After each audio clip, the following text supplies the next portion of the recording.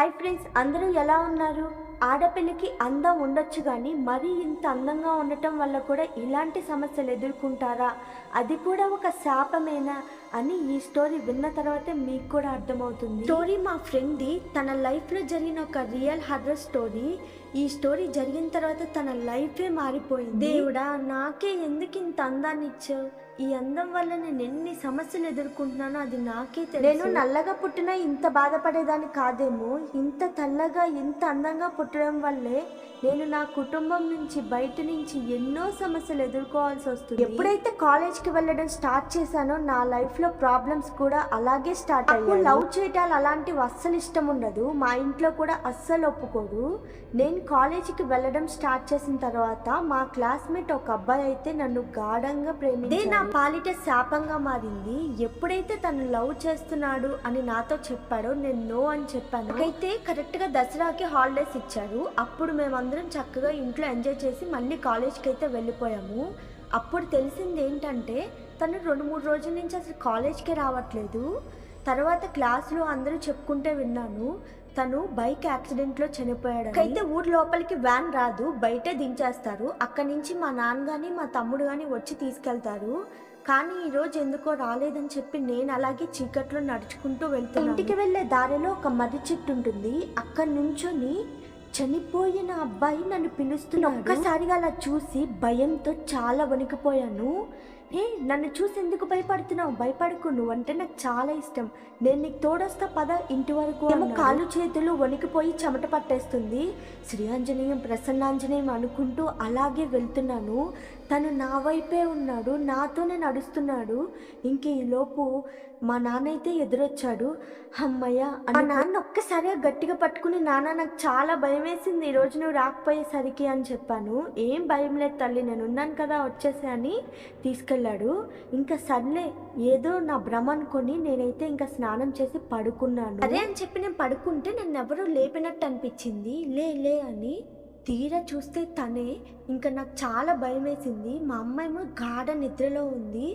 సరే నేను ఏదైతే అదైందని ధైర్యం చేసి, నీకు దండం పెడతాను, అసలు నేను నిన్ను ఏమీ ప్రేమించలేదు, మోసం చేయలేదు, ఎందుకు నా వెనకాల ఇలా తిరుగుతున్నావు, నాకు చాలా భయంగా ఉంది, ప్లీజ్ నన్ను వదిలేసే అని వేడుకున్నాను. అరే నువ్వు వేడవుకో, నువ్వు వేడిస్తే నేను అలా చూడలేను, నువ్వు చాలా అందంగా ఉంటావు, ఇంత అందమైన మంచి అమ్మాయిని చేసుకోవాలని నాకు కోరికగా ఉండేది, కానీ నేను ఒక యాక్సిడెంట్లో చనిపోయాను, అది నా దురదృష్టం. ఏం పర్లేదు, నేను నిన్ను చాలా బాగా ఇష్టపడ్డా, నువ్వు కూడా నాతో పాటు వచ్చేసే, నేను కూడా నిన్ను నాతో పాటు తీసుకెళ్తా సరేనా అని ఒక్కసారిగా అనేసరికి గట్టిగా అరిచేశాను. నేనైతే కంగారుగా నిద్రలో ఉలిక్కిపడి ఒక్కసారిగా లెగిసి, ఏమైందే ఎందుకలా అరిసామంది.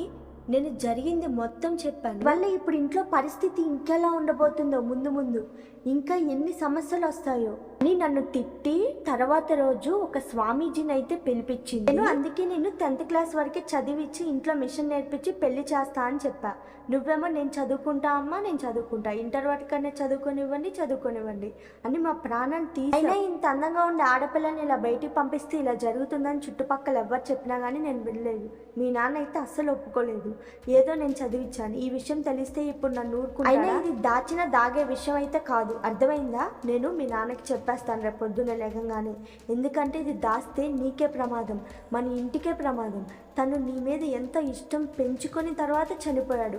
అలాంటి వాళ్ళు అసలు సామాన్యంగా వదిలిపెట్టలేదు. ఇదిగో పట్టు, ఆంజనేయ స్వామి విభూతి పెడుతున్నా, ఇంకా కళ్ళు మూసుకుని పడుకో. మా నాన్న అయితే మా అమ్మని బాగా తిట్టాడు. నేను ఫస్ట్ నుంచి వద్దనే చెప్తున్నా అమ్మాయికి చదువు అని, నువ్వే వినకుండా పంపించావని బాగా తిట్టాడు.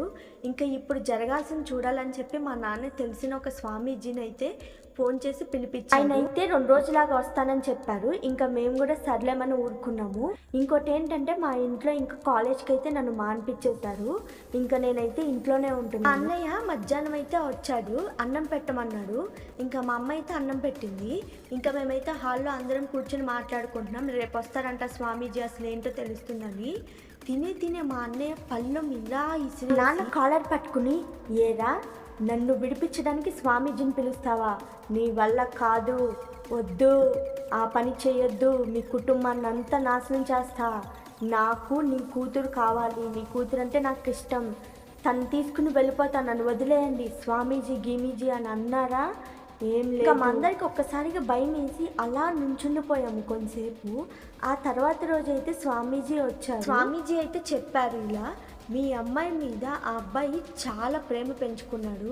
ఇంకోటి ఏంటంటే మీ ఇంట్లో వచ్చి తిష్ట వేసి ఇప్పుడు మీ అబ్బాయి శరీరంలో అయితే ఉన్నాడు. ఇంకా మా అన్నయ్యనైతే పూజలో కూర్చోపెట్టి చెప్పు ఎవరు నువ్వు అని అడిగితే మొత్తం స్టోరీ అంతా చెప్పాడు. ఇలా ఇలా నేను అనుకోకుండా చనిపోయాను. వైపు చూస్తూ నువ్వంటే నాకు ఇష్టం, నిన్ను తీసుకునే వెళ్తా అని పిచ్చి పిచ్చిగా నవ్వాడు. స్వామీజీ పూజలన్నీ చేసి ఇల్లంతా గంగాజలం చల్లి మా అందరికీ తాయెత్తులైతే ఇచ్చారు. ఆయన ఎక్కువ బయటికి తిప్పొద్దు, ఎందుకంటే ఆత్మ ఇంకా మీ అమ్మాయి కోసం ఎదురు చూస్తూనే ఉంటుంది, జాగ్రత్తగా కాపాడుకోండి అని అయితే చెప్పారు. ఆ రోజు నుండి మా ఇంట్లో ప్రశాంతంగా నిద్రపోయాము. ప్రశాంతత అయితే ఉంది, కానీ నా మనసులో బాధ ఇంకా అలాగే ఉంది.